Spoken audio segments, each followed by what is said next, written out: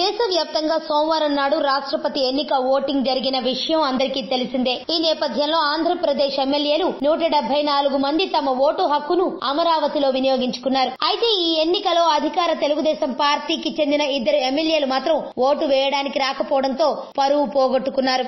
ఎన్నికకు ముందు ఓటు ఎలా వేయాలనే విషయాన్ని వివరించినా కూడా ప్రకాశం జిల్లా కనిగిరి ఎమ్మెల్యే కదిరి బాబురావు, అనంతపురం జిల్లా గుంతకల్ నియోజకవర్గ ఎమ్మెల్యే జితేంద్ర గౌడ్ మాత్రం రాంగ్ ఓటింగ్ వేశారు. ఈ 2 ఎమ్మెల్యేలు బ్యాలెట్ పేపర్లపై వారి పేర్లను రాయడం గమనార్హం. దీంతో ఈ విషయం అధినేత చంద్రబాబుకు తెలియడంతో ఓటింగ్ అనంతరం ఎమ్మెల్యేలతో జరిగిన సమావేశంలో ఆ 2కి క్లాస్ పీకారట. ప్రజాప్రతినిధులుగా ఉంటూ ఓటు హక్కు వినియోగించుకోలేకపోతే ఎలా అని ఇక మీరు ప్రజలకేం చెబుతారంటూ చంద్రబాబు సదరు ఎమ్మెల్యేలపై సీరియస్ అయ్యారట.